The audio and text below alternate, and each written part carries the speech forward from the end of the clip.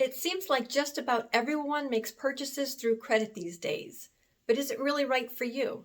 This episode focuses on whether you have the right mindset to use credit to your advantage and build wealth, or if it should be something you should avoid. Let's find out.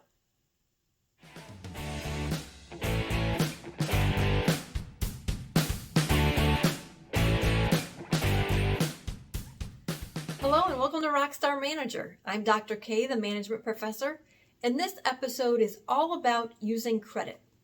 First, please subscribe to my channel by hitting the subscribe button down below, and also hit the notifications button so you'll see each time I post a new video.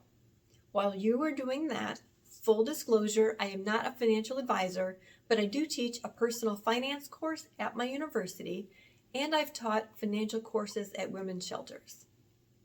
This episode is all about credit. There are some great aspects to using credit, and there are definitely some drawbacks to using credit. I'm going to walk through both sides so you can accurately evaluate and assess if using credit is right for you. And I say that for a reason. Just because you have access to credit doesn't mean you should be using it. If you can't pay your credit card off in full every month, you shouldn't be using a credit card. That means you are spending more than you're bringing in, and that is the fastest way to spiral into debt. If you are disciplined and manage your money well, I'm going to share a number of reasons why credit can be a good thing. First, it's convenient. You don't have to continuously run to the bank and withdraw cash from your account.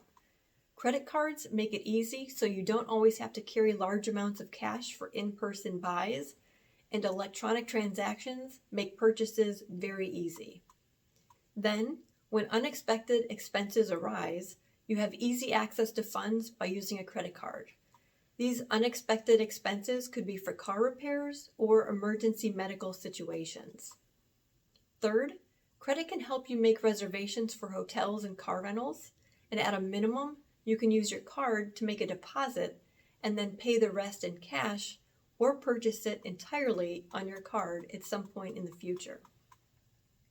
Fourth, using credit or borrowing against an asset will allow you to make a big purchase like a car or mortgage a home when you wouldn't be able to pay for the purchase in full otherwise.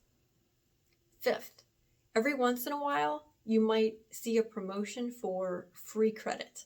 This is where you essentially take out a loan, but you don't have to pay an interest rate, or any interest, I should say, for X number of months or years.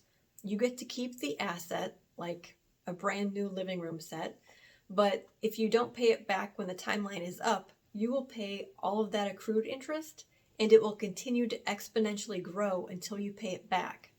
If you're responsible with your money, this could work to your advantage. Another benefit to credit is that it can act as a layer of protection.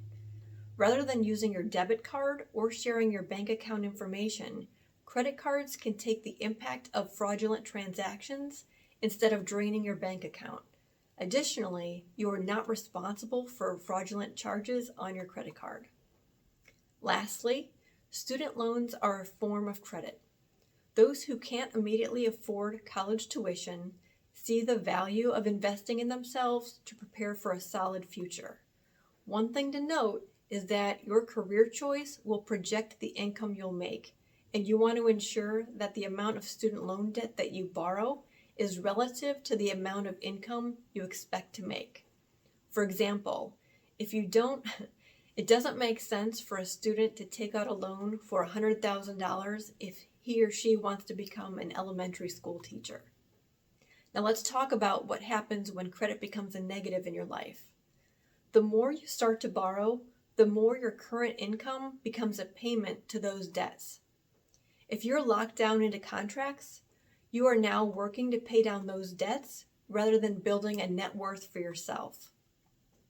Paying off these debts sooner rather than later, especially a mortgage, will pay large dividends in your future. Secondly, you need to pay attention to the interest rate. Interest can be very costly. The higher the rate that you pay means that you're paying much more for that same product or service than someone else who didn't use credit to buy that same product or service. There are also finance charges to consider and other rates to avoid if at all possible. Something else to consider is the feeling of an unlimited spending limit. When you don't see the cash budgeted every month for that particular activity and just hit a button, it can be very tempting to keep making purchases, which can lead you into debt. The opportunity cost of debt can have a lasting ripple effect on your life. Instead of saving and investing for your future, you're spending money that you don't have. Think about the habits that you're starting to create. Using credit is an agreement between the person or entity with money and the person without the money. If you're borrowing the money, it is your responsibility to pay it back. It's a privilege to be able to borrow money so that you can have something that you wouldn't otherwise be able to afford. And it's not there to create a lifestyle that you can't afford. Showing responsibility with your credit, which means paying your monthly payments on time and the appropriate amount, will give you a good credit score. And this will often grant you opportunities for lower rates in the future if you should need to borrow. Hopefully you have a better understanding of using credit. If you're interested in learning more about related managerial topics, you can find my book, Rockstar Manager, From Theory to Practice at Barnes & Noble, or read Garmin and Forg's Personal Finance. Thanks for your time, be your best you, and be a rockstar manager.